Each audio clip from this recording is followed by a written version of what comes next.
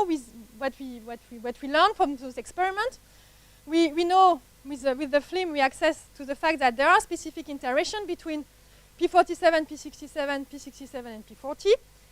The stoichiometry of the complex is 111 in live cell. We extract a KD from the FCCS experiment in the same range as what has been determined in vitro, and we have topological information on the protein. We know that P67 is banned, P47, P67 are in a tail-to-tail interaction, and we know also that we have also information on the relative orientation. And we can combine this information obtained in live cell with what is known from the protein in vitro on the structure. So those information are not complete because only the interaction domain have been crystallized and P40 has also been crystallized, but there are only sets of Sachs model for P47 and P67. So the FRET data helped us to choose the right Sachs model for P47 and P67, or the most appropriate one compatible with what we observed in live cell. And for example, to choose a Sachs model compatible with what we saw in live cell, we use two information. We use the fact that P67 is bent, so with the N-terminus facing the C-terminus. And we also use this information, which is that when we switch the position of the donor and the acceptor on the couple P40, P67, we always reach the same plateau here for the maximum FRET efficiency, telling us that all the terminus should be roughly at the same distance. So we try to play a bit with the structure. We start, for example, here with the interaction between those two domains. We add the structure of P40, and we add the structure, a model of structure which is the best obtained from the Sachs experiment, which is the most consistent with what we observed in live cell. We do the same with P47, and here we choose a P47 which is elongated and facing with the N-terminus pointing at the opposite side to the N-terminus of P67. And so by combining data obtained in FCCS and FRET film with the partial structural data obtained in vitro, we can end up with a 3D model of the complex. So it's just a model, but it's compatible with all the data known in the literature so far, but also compatible with the active phase of the enzyme. And with the FRET film and the FCCS, we have a full characterization of the interaction. So, to conclude, what we can say that the lifetime monitoring is a variation way to observe and quantify FRET. Keep in mind that it requires a careful knowledge of all other sources of lifetime variation, and they are highly numerous. For biosensor, film allows to multiplexing and to detect several metabolic activities at the same time. Now there are very fast film setup, and it starts to be possible to do screening for metabolic activities. I didn't show you any example here. And FRET film is very convenient to explore protein-protein interaction from the quantification of this direction to their topology.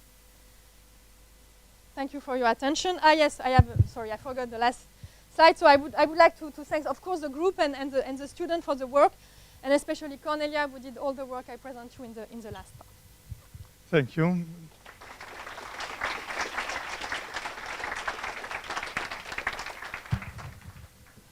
Yeah, thank you very much, Marie.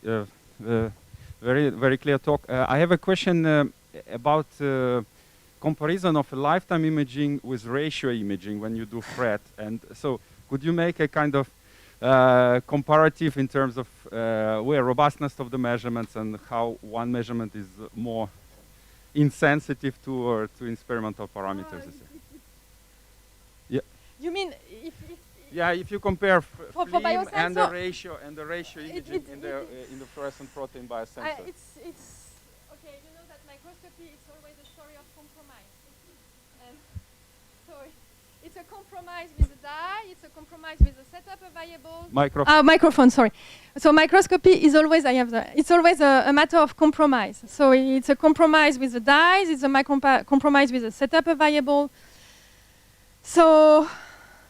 Because in ratio imaging, you have pro and cons in both technique. Yeah. So ratio imaging was used to be very fast. Yeah. But now, because you need a certain budget of photons to be able to monitor a lifetime. But now they are very fast. There are also very fast film setups, but also very sensitive film setups. They are, and they tend to be introduced in platform right now.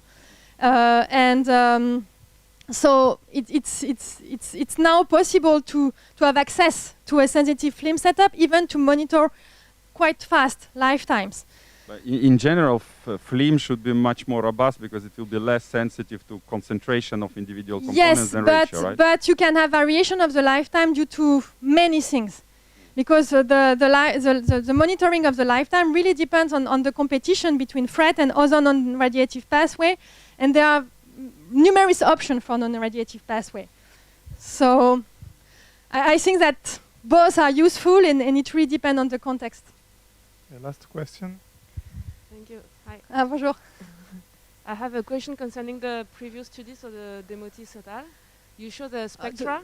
The study with the biosensor. Ah, yeah, okay. You show the spectra, and we can see that the excitation can also excite the shadow, directly the shadow green. Yes. I don't think it matters. Okay. Because it takes long to go back. Yeah, you're right. Yeah, it's here, and yes, part of the photons will be used to excite directly the acceptor, but the acceptor doesn't fluoresce. So it's like... And does not affect the efficiency of the transfer. I don't think so, and if it affects, I don't think it really matters, because if it affects, it's still possible to have an efficient detection of the variation of the lifetime. So if you have part of your photons which, if you are acceptor in the already in the excited state, that's the point. You may have acceptor already in the excited state when you want to do the transfer. That's the point. The competition. But it still responds. With those biosensors, it's always a game. If you have something responsive, it can be good enough to monitor dynamically your biological event. Okay, we thank you again, Marie. Thank you very much. Okay. I think it's time.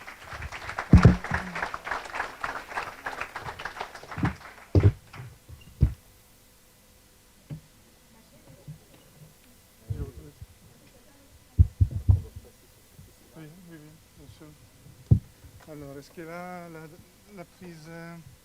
il faut voir la prise, hein? Je ne vois pas la prise. La prise HDMI,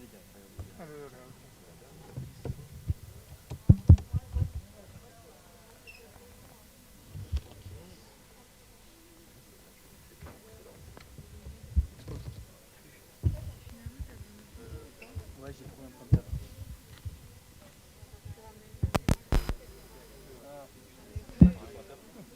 Il pontero non c'è bullet pointero qua.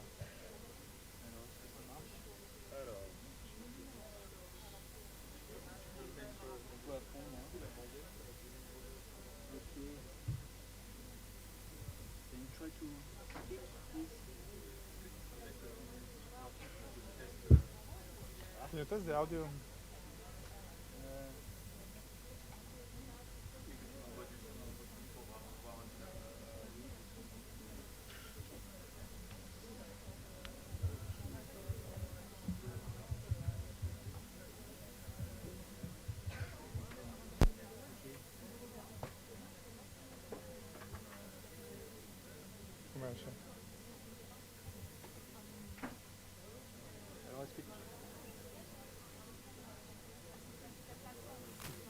Et les transformer en patrimoine immobilier pour préparer votre retraite grâce à cette loi française peu connue.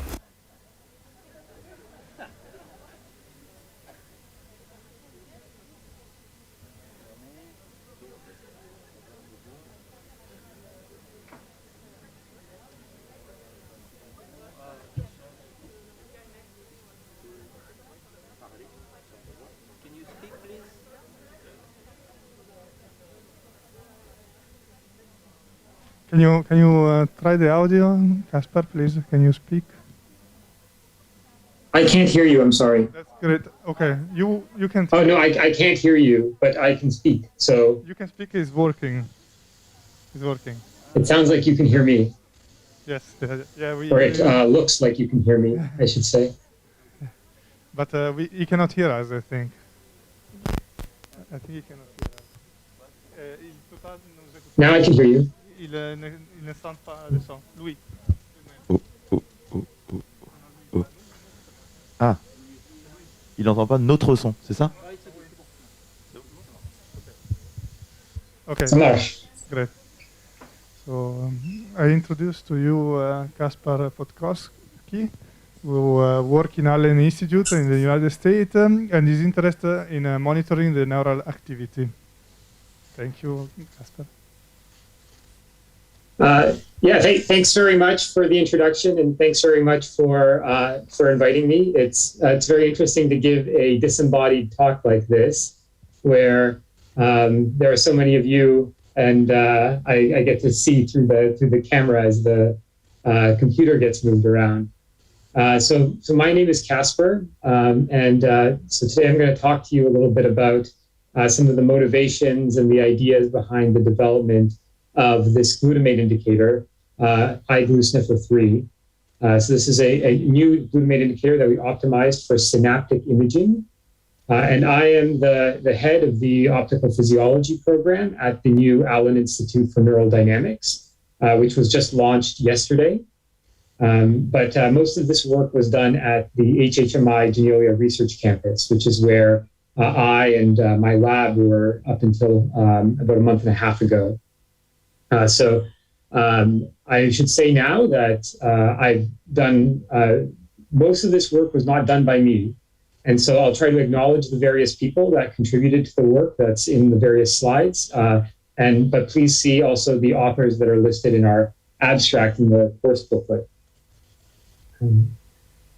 So my lab develops tools for neuroscience. And specifically, we work on developing both microscopes and fluorescent indicators so that we can enable new experiments in neuroscience. And that fits into a long tradition that perhaps started with the work of Santiago Ramon y Cajal, who used Ernst Abbe's first corrected microscopes in combination with silver stains from Camillo Golgi, to reveal the detailed anatomy of the nervous system. So that was work way back in the 1800s. And of course, we're here today to learn about functional microscopy that's advanced a long way since then, but I think a lot of the themes are similar. Cellular resolution functional imaging has become a huge part of neuroscience, of my field. And I think that most of you are probably familiar with calcium imaging, and it reports the firing of neurons. So it's a great way to understand what experimental variables in an animal's brain a given neuron might encode for. So for example, these are hippocampal neurons in an area called CA1. And a lot of these cells are what are called place cells. So they fire when an animal, in this case a mouse, is in a particular place in its environment. So friends of mine at Janelia who made this recording use calcium imaging to record the firing of these neurons in mice as they run around in a virtual environment. So calcium imaging is great for that. But say that you want to understand not just when a given neuron fires or where a given neuron fires, but what computation it's performing. So, in this example, how is it that one of these neurons computes its place field? So what information is it getting that's allowing it to fire in a particular place? And how does it transform that information into an output in a different format? So that's the sort of question that my lab is working towards being able to answer. And actually, traditional cellular resolution calcium imaging is probably not the best approach to answer these types of questions. And the approach that my lab is taking, and my lab and several others really, is to find a way to directly measure the inputs to a neuron as well as its output, and then try to infer the computation that it performs. So this is a different view of those same cells in CA1 pyramidal neurons. And I hope that you can see that each neuron is actually an incredibly complex little machine. So these neurons perform computations by receiving input at synapses along their dendrites, and they combine these thousands of inputs to determine their output. And that input comes in via chemical neurotransmitters. So the main excitatory neurotransmitter that causes neurons to fire in mammals is glutamate, and it makes up about 80% of all the synapses in the brain. So many, but not all, of those glutamatergic synapses actually come in on these specialized protrusions, these little dots hanging off the dendrites called spines. And there's actually a relatively long history of measuring synaptic activity in spines using calcium indicators. So this is the calcium indicator GCAMP, and these are spines in the mouse visual cortex responding to different directions of motion. But actually, there's a big problem with using calcium signals to record synaptic inputs. And that's because in the vast majority of neurons, backpropagating action potentials tend to swamp the spine-specific signals. So the red circle here highlights an active spine, but you can see that the action potentials are actually dominating this recording. And so correcting for all the calcium that comes in from these action potentials is a very hard problem. And there's other hard problems as well.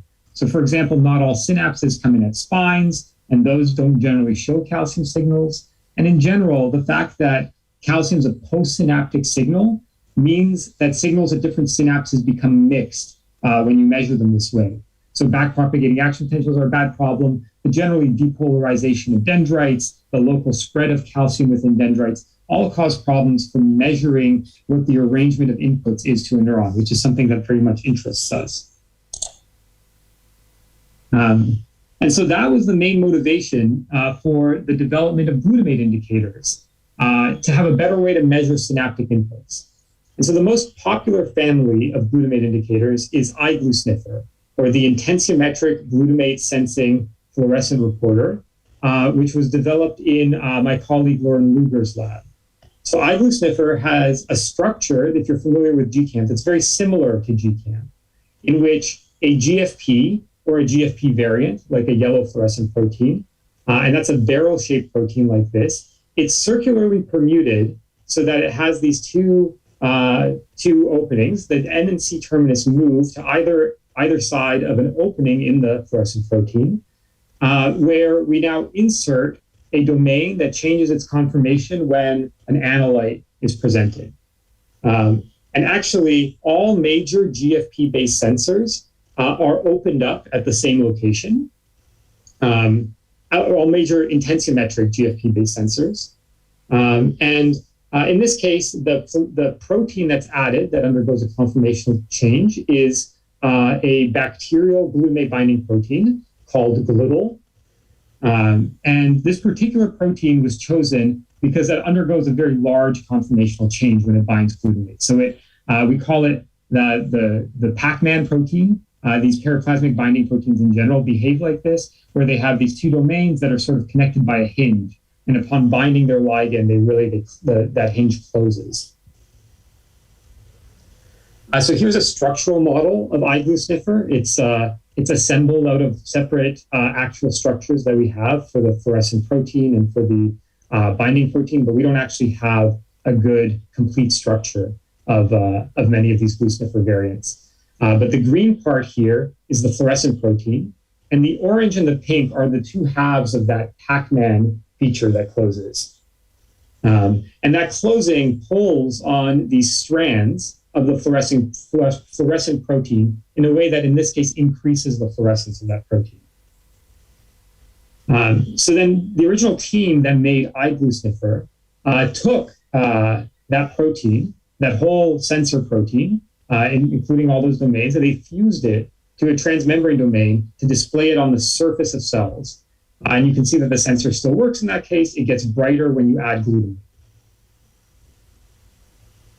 And it also reports glutamate on neurons. So on the left, this is the first generation indicator that is showing fluorescence responses that are associated with electrical responses in the neuron when glutamate is uncaged, when light is used to release glutamate, from a cage, from a molecular cage, onto the spine.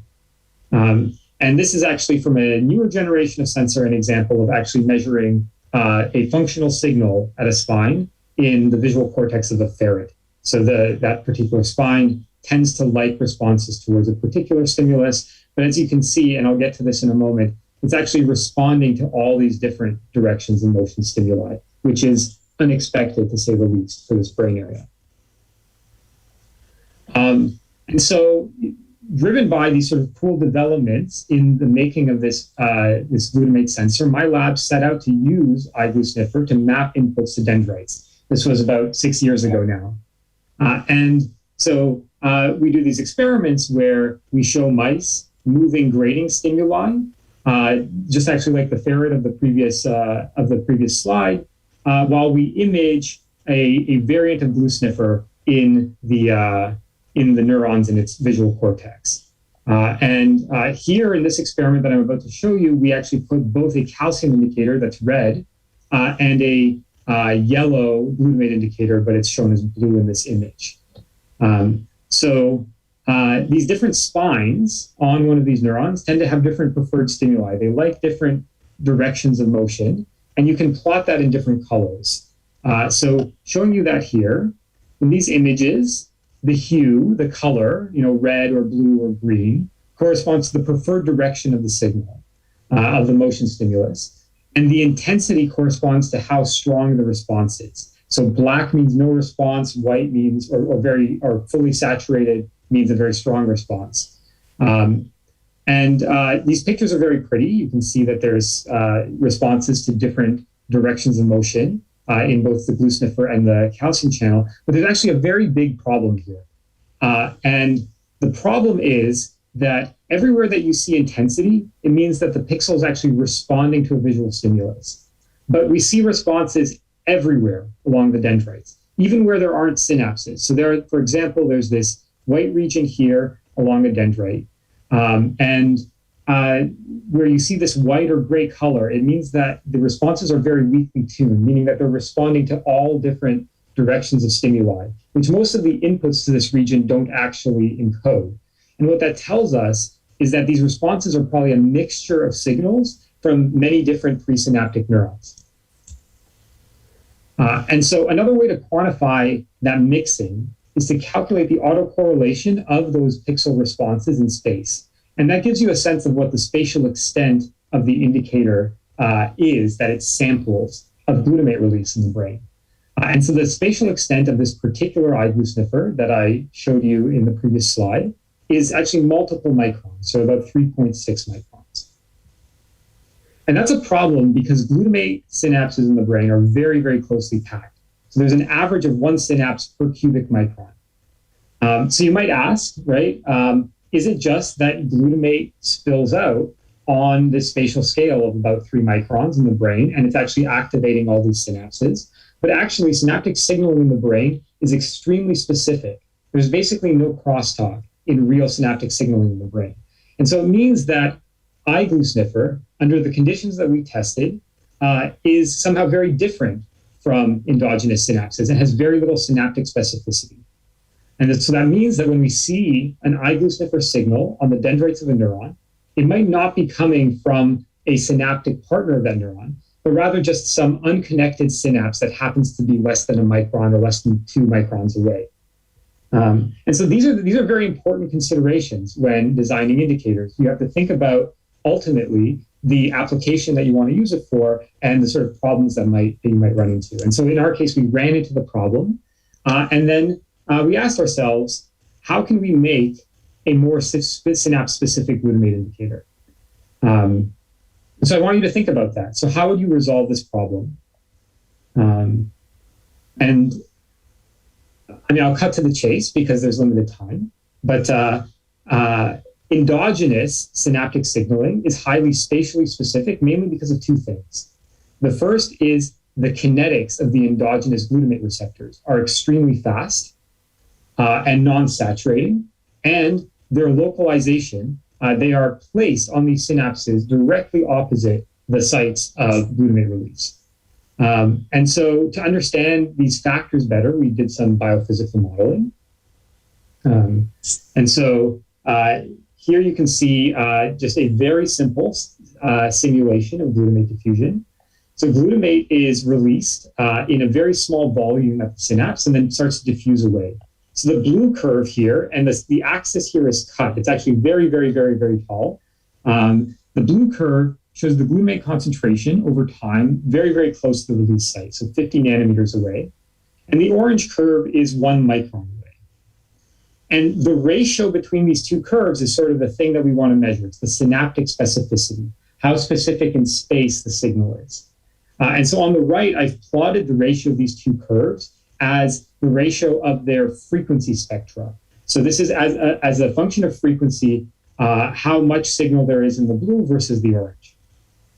And so what you can see is that the fastest part of the signal is extremely specific to the synapse. It's much larger. This very fast early peak is much larger close to the site of release than it is 1 micron away. Whereas at low speed, synaptic specificity is actually very bad. So this is the synaptic specificity of glutamate, right? And this is the best that any indicator could possibly do. This is an upper bound, actually not any indicator, but this is an upper bound on the specificity of any non-cooperative indicator. So that means an indicator that has only one glutamate binding site. An igloo sniffer has only one glutamate binding site. So this tells us two things that should be pretty obvious right now.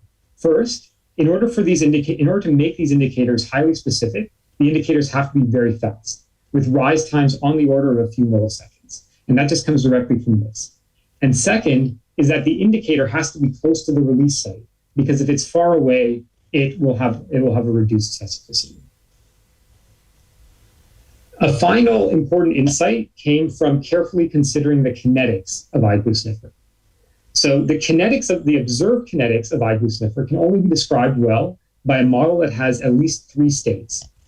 So basically there's an initial state, the initial step where the unbound sensor binds glutamate, and then there's a slower rate limiting step of transition to the fluorescent state. And the consequence of this is that the on rate of the indicator, as you increase the glutamate concentration, is a saturating function. Because essentially you can pile up this unbound indicator into this bound state and have it be waiting to become fluorescent. And then you'll only ever be able to achieve the fluorescent state at a maximum rate, which is determined by this rate at which this transition occurs. But that saturation here can be really, really bad for synaptic specificity, because in the center of the synapse, the concentration is very high, right? And so if you depress the rate that the indicator gets brighter in the center of the synapse, then you increase by the ratio the strength of the signal outside the synapse. And so the amount of this saturation that occurs, or the concentration in which this saturation occurs, is called the Km. And it really determines whether the indicator is linear or highly saturating. And those are the only options. So if Km is very, very large, much larger than the synaptic concentration, then you're in this part of the curve, and the indicator is very linear. So basically twice as much glutamate means twice as much signal. If the Km is small, then twice as much glutamate means much less than twice as much signal. And so this is a classic type of saturation, but it's not saturation of the fluorescent state, it's actually saturation of an earlier transition. So you can get this saturation even if not all of the indicators in the bright state. It turns out that this Km is something that we can engineer into the indicator, and we can manipulate it by several orders of magnitude. So it helps for the indicator to have a very high Km. So in summary, these are the desirable properties for a synapse-specific neurotransmitter indicator. It should be fast, it should be close to release sites, and it should have a high Km. So in the next few slides, I'm going to tell you about these new variants of igloo sniffer that we made, where we've tried to improve all of these properties. And in particular, the variant that we find most impressive is this variant V857. And because I want to show you more results than engineering, I'm going to actually skip ahead and not explain the screening process that we use to create these variants. But one of the main things that we screened and engineered into them is this linearity, is this very high Km value. So I've shown you already on the previous slide that at least this one variant has a very high KM. So these two variants, they're the result of extensive screening, and they actually have a lot of mutations in them compared to the parent sensor. So we started with this particular variant of igloo sniffer for reasons that it's very good for in vivo imaging. And these new variants share 12 mutations relative to the parent, and this indicator V857 has an additional 3. Every one of these mutations is important for the sensor performance, which we've confirmed by reverting each of the mutations and evaluating it. So interestingly, these mutations lie at the putative interface between the fluorescent protein and the glutamate binding domain. And so we think that a lot of them might be helping the two domains to actually pack up against each other in a more structured way. And so how do these indicators perform compared to the parent? So these are titrations of glutamate in the purified protein. So as purified proteins, they both have greatly increased fluorescence change, fractional fluorescence change, which we call delta F over F.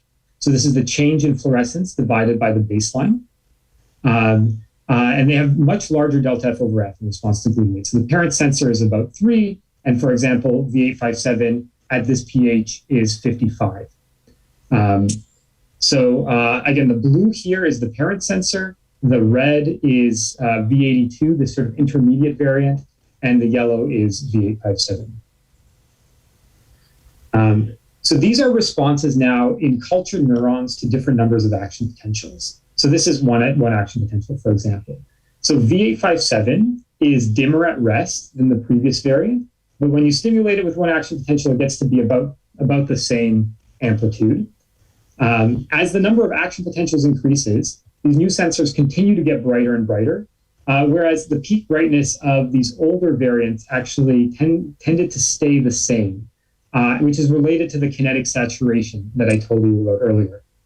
So these indicators also have higher SNR, and for example, the V857 in particular is faster, is detectably faster than the earlier parent sensors. And I mentioned earlier that speed was one of the things that we tried to engineer into the sensor. So V857 hits 2 of these 3 categories, for example. And those 2 properties alone are enough to make an indicator that is extremely high performing. So glutamate is released from vesicles at synapses in response to action potentials. But this video that I'm showing you is actually, the action potentials are blocked. And this is spontaneous release of glutamate, which happens when individual vesicles fuse in the absence of an action potential and just release their contents. And that happens at some rate. That rate can be increased by adding a little bit of sucrose, so high osmolarity to the solution. But otherwise, this is a thing that is happening all the time to neurons in a dish. And certainly it was not easy to see this previously. People had, some of these, you can see some of these flashes are very big, and so people have certainly detected these things. But the ease with which we can detect these things now is much, much, much higher. And so we can actually automatically detect the sites where these releases occur. And so we can sort them, and we can detect many hundreds of sites per field of view that we record like this. And you can see that the signal to noise ratio for these stochastic releases of glutamate vesicles, ranges from many, many tens to a few times the noise, even when you're looking at hundreds of these sites per field of view. And so this is a zoom in of one of these little patches of this recording, where different sites have different sort of characteristic release rates, and it's sort of fun to watch what's going on in these recordings. So V857 was selected in part because it is extremely photostable.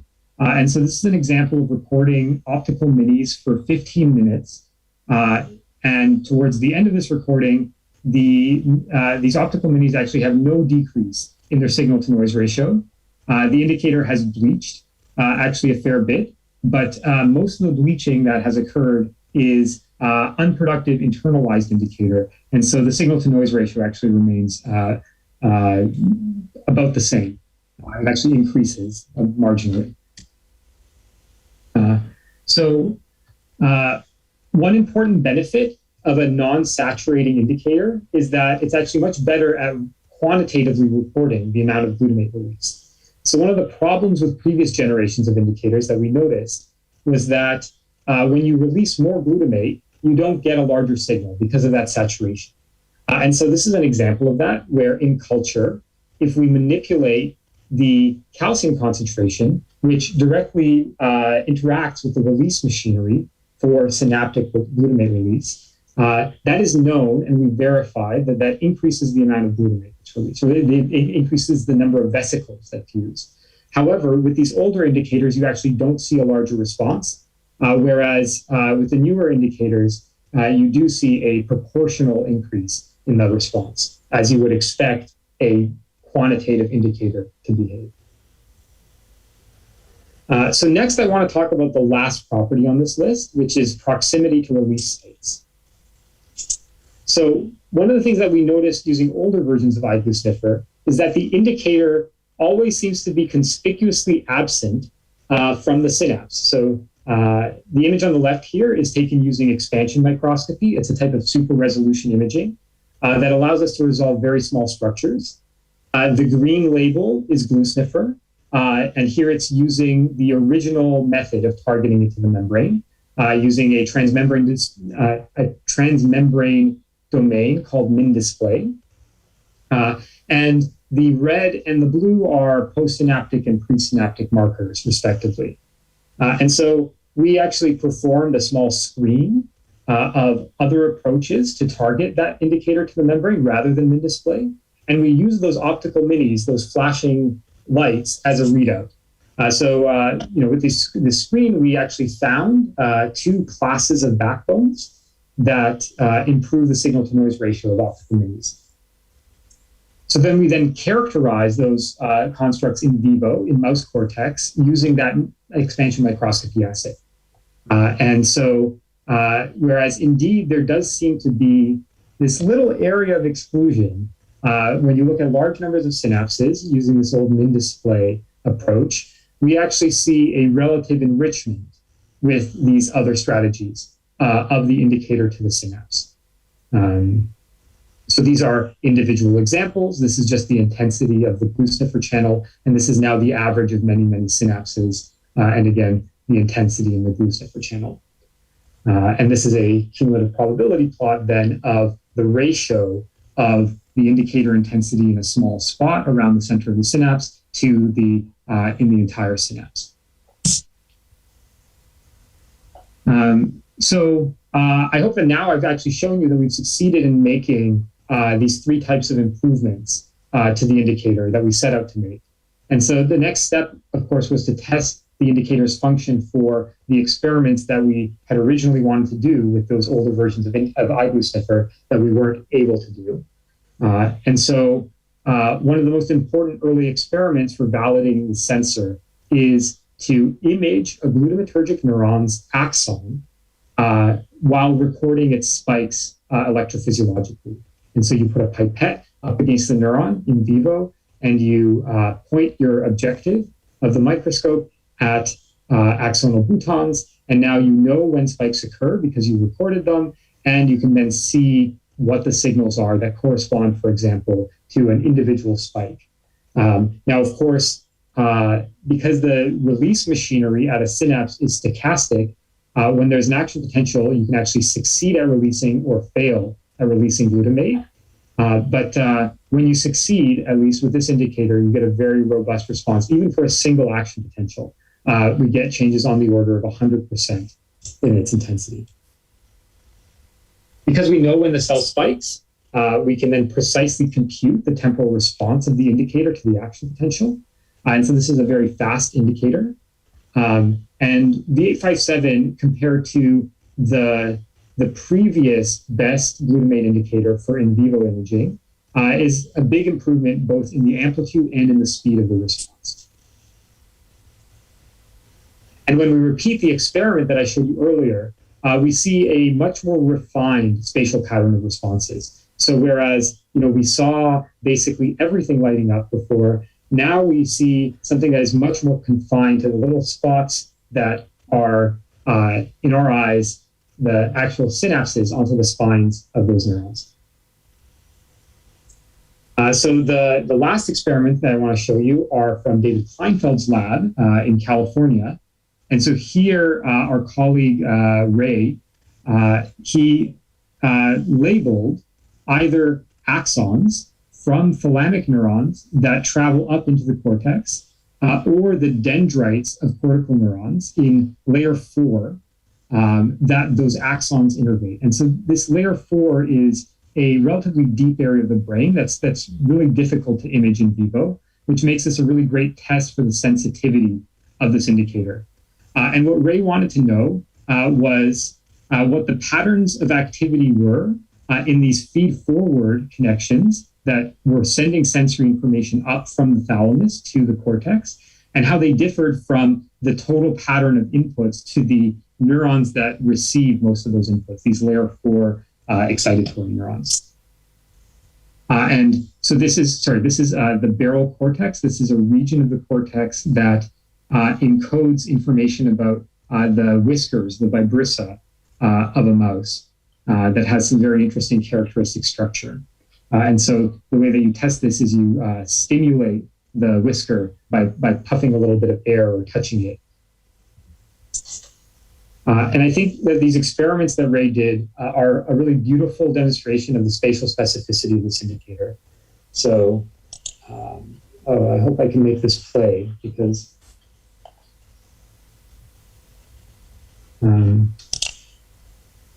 well, I'm glad that I have the quantification of this. I'm really sorry. It seems like I can't make this play. What you would have seen if you were watching the video on the left is that all of these boutons, the axons that come into this brain region, they actually fire synchronously. They fire with very low latency when you stimulate the whisker. The information all comes in at the same time. But then that information causes neurons to fire in the cortex, and activity bounces around, and it actually comes back to those same neurons in cortex. And so if you look at the dendrites of those neurons in cortex, they actually receive information at a variety of different timings. And so watching the first movie, it's like a flash, everything is simultaneous. And then watching the second movie, it's like there's an initial flash, and then there's a whole bunch of reverberant activity almost. I wish I could have shown you the video. But over many, many sites, we see a much narrower distribution, a very precise distribution in the timing of those thalamic axons, whereas cortical dendrites exhibit this tail distribution, where following a stimulation, you actually see patterns of activity coming back to them later. And the reason why this is important is that if it shows the spatial specificity, because if these axons were sensing the inputs that were coming to the spines as well, because these are actually intertwined within this region of cortex, then you would see this tail of characteristic timings in the axons, and you don't. And so I think this is a great example of how we can use this new indicator, IGLU-SNFR3, to map the properties of different individual synapses. I want to thank everybody who contributed both to the development and the characterization of the sensor. This has been a huge project at Janelia, and certainly one of the biggest efforts that I've ever been involved in. The project was led by Abhi Agarwal in my lab, and I also want to especially thank Eric Schreider and Lauren Luger, who are group leaders at Janelia, who provided a lot of resources, Eric Schreider especially, and oversight. And most of this work was done physically in Eric's lab, and it's been really fantastic working with him. It's also been great working with Arthur Carner's lab, David Kleinfeld's lab, and I think I didn't mention yet Michael Hoppe's lab by name, but they did a lot of these the measurements of the quantitative nature of glutamate release in culture. And I want to close by saying that we just launched, so I moved from Janelia to the Allen Institute in Seattle in the US. And we just launched our institute yesterday. So if you or you know someone who is looking for a position roughly in this space of understanding how brain circuitry works, please don't hesitate to contact me. Thank you very much.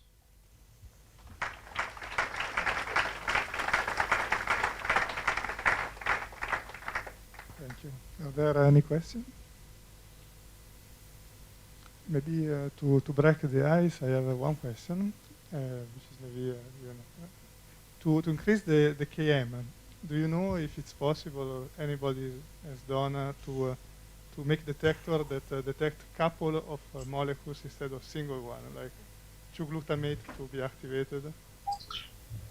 That's a great question, right? So, so there would be a big benefit to detecting, to having multiple glutamate binding sites, because then you could have a Hill coefficient greater than 1, so you could basically tune the concentration at which your sensor turns on. It wouldn't have to be linear or sublinear. And that could really, you could have an indicator, if you could tune the Hill coefficient enough, that just basically told you when the glutamate concentration, for example, crossed a certain critical concentration. Now, there are lots of molecules, there are lots of proteins in the brain that have multiple glutamate binding sites. And these are glutamate receptors, actually, mammalian glutamate receptors. And there was a very nice recent paper this year on a FRET sensor that was used to characterize, not really to sense glutamate, but to characterize the properties of one of the metabotropic glutamate receptors that dimerizes. And so it has two glutamate binding sites, and it's a very interesting read. So that particular protein, I think, would be very difficult to turn into a good glutamate indicator, but certainly it would be interesting to make a glutamate indicator with multiple binding sites. Thank you.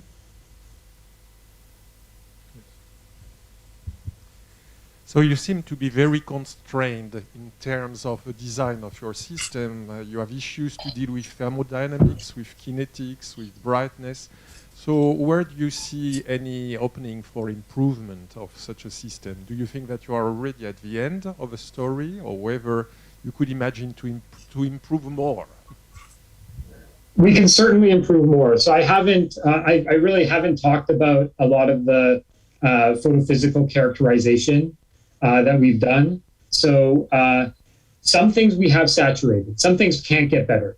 The quantum yield of this sensor, of the V857, is 93%, which is the largest that we've ever measured at Janelia of any fluorescent protein. So that's not going to get any better. But the extinction coefficient, for example, could improve. I mean, we could think about tweaking the chromophore.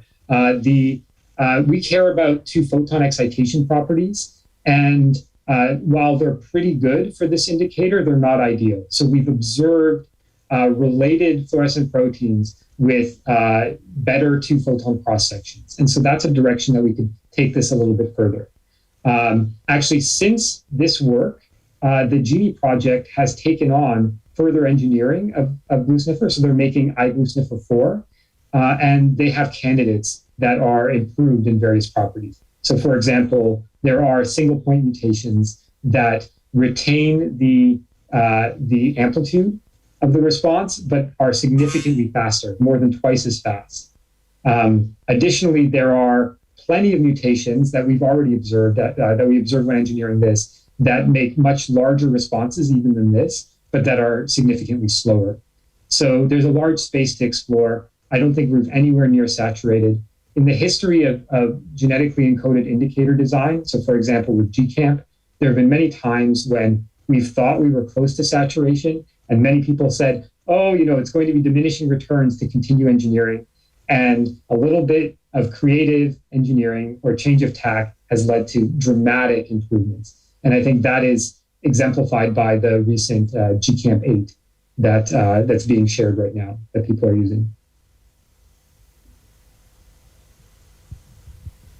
Hey, Casper, great talk. This is Luke. Hey. Hey. So I did have a question about the KM measurement. So you show that second step after glutamate binding. Do you think that's like a slow deprotonation of the chromophore, or is there some chemical reason for that second step? The second step it doesn't have to be slower. So I certainly simplified the kinetic model a little bit. There have been observed variants of glucifer that seem to have that aren't rate limited at the second step. It's probably some transmission of an initial conformational change to the chromophore that has to occur, as you say, but we really don't know anything about what that change really is. Okay, I think we can thank the speaker. Thank you very much for your nice talk. Thanks a lot. Okay, now it's time for a pause, and so see you later.